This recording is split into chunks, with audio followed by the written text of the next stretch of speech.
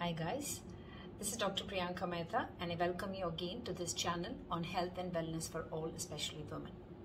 So COVID-19 and pregnancy, is there anything that has changed? What do we do about it now? Is this year different from the previous year? Keep watching to learn more.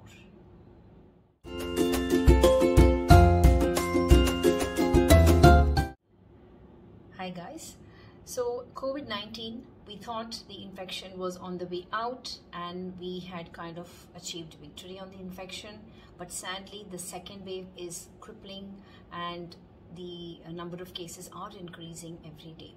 So what do you do as a pregnant person who is either got the infection or is at risk of infection, or how do you prevent yourself from getting infected and what do you do about it? So the basic precautions which were there last year in terms of wearing the mask, hand hygiene, social distance remain the same.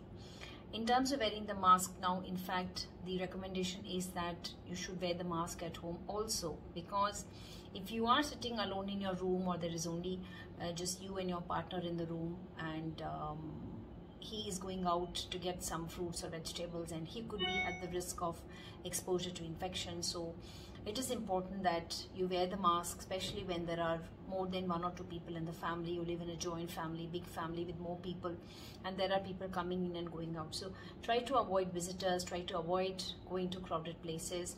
If people are coming and going, try to avoid exposure in a closed room for 5 to 10 minutes with them, because then that means that could keep you at risk for getting the infection. Another important thing is the hand washing again has to continue as we were doing. Mask, make sure that your cloth masks may not be that useful. So if you are able to wear the N95, that is the best idea to wear it when you are going out, say for a doctor consultation, because with the N95 you can reuse the mask. Like each mask can be used up to at least 4 times. So you get 4 masks, get 4 different covers, label them as 1, 2, 3, 4, and you can wear the mask and then you can store that mask in that cover and let it air dry for 3 days and then use it again after 4 days. Or you can wear the surgical mask, that is the 3-ply mask, which is again now easily available everywhere, because that only offers the protection from the coronavirus infection and also gives a good cover to the face. So try to totally avoid the cloth masks. If you have the symptoms, so what are the symptoms? How does this infection spread? Just for a recap of what we know already. As we know, the COVID infection spreads through the droplet transmission or through the air transmission. Is that if you are in the room with somebody who has the infection and they either cough or they are talking to you or they are sneezing, all of these particles which come out from their mouth and their nose, which are loaded with the virus, can go into your mouth and nose and throat, and that can cause the infection.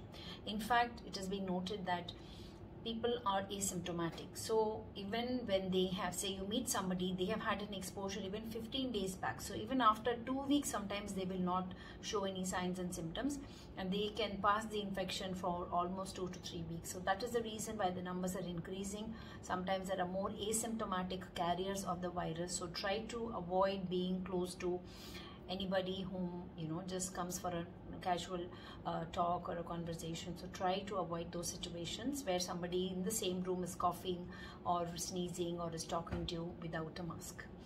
Another important thing is that some people are also having symptoms. In fact, sometimes these are the symptoms which come first, that is the GI symptoms or the gastric symptoms, which is nausea, vomiting, diarrhea, loose stools, abdominal pain, cramps, and of course fever. So anyone who has any of these symptoms, they could be having the COVID infection, so it is better that you stay away from them. For a recap: cough, cold, breathlessness, sense of breathlessness, loss of smell, fever, abdominal pain, nausea, vomiting, loose stools. Any of these symptoms means it could be possibly a COVID infection, so stay clear and stay safe. If you develop any of these symptoms, don't panic. Reach out to your obstetrician, reach out to your healthcare provider, and reach out to a COVID team or a physician. There are many online portals available nowadays where the home care nurse will either come and provide you with the pulse oximeter so that you can measure your oxygen levels, The blood pressure, the pulse monitoring can be done at home.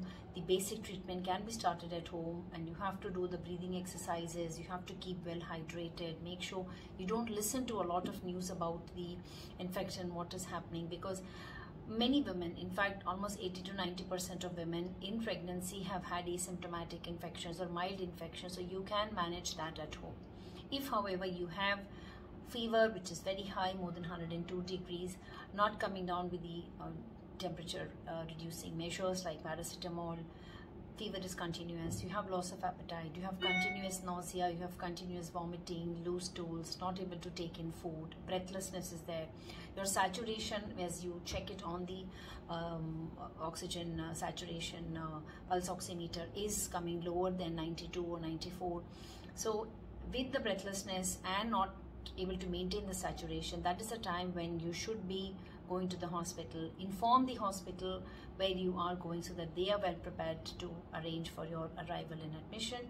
And again, when it comes to admission in the hospital, if you are further away from your delivery date, you may not be delivered just because you have COVID. If you are absolutely fine, then they will always wait. But any point of time, if you are getting breathless, if you are becoming more serious, or the breathlessness is high that you need some help or support, then the decision will be made by the team who takes care of you. So make sure that you are reaching a hospital where all the facilities are available for ICU care and an emergency delivery also. Similarly, the delivery process, again, there is no indication that we have to do a cesarean just because you're COVID positive. And each case is individualized depending on the condition, whether you are in labor, whether labor can be induced, how infective you are, and whether the labor has progressed or not. And so the decision will be made by the team which is taking care of you in discussion with you as to what is the best option for you at that point of time. After delivery, again, we are recommending that mother and baby are kept together, and you are allowed to feed the baby, but of course you should be wearing the mask. And there again, the decision is going to be individualized depending on if you have, again, breathlessness, if your viral infection is very serious, you need monitoring, like you are in the ICU, then the baby is going to be taken care of separately in the newborn unit. And once you are fit to take care of your baby, you are better and you are able to handle baby will be with you. So it is a long journey ahead. If you are pregnant now and this COVID infection seems like, it is very scary. Definitely it is scary when you think of, okay, there is so much time more for me to deliver and how will I manage. But trust me that women who got infection, even they were pregnant last time, many of them who followed all the precautions, kept the mask, did not go out to crowded places, maintained a healthy routine in terms of sleep, in terms of food, in terms of less stress and keeping away from crowds, wearing the mask, they were definitely safe. They did not get the infection. And even if you get the infection, you can always, asymptomatic infections can be managed at home with home quarantine. So do take care. Don't worry too much about what all bad can happen, because most of the women have done well even with the infection. So lay more focus on good health, immunity, eating good food, avoiding snacks and junk food, and doing some 20 minutes to 40 minutes of exercise every day, good sleep, and let's see how the pandemic goes. So stay safe, stay protected, and take care.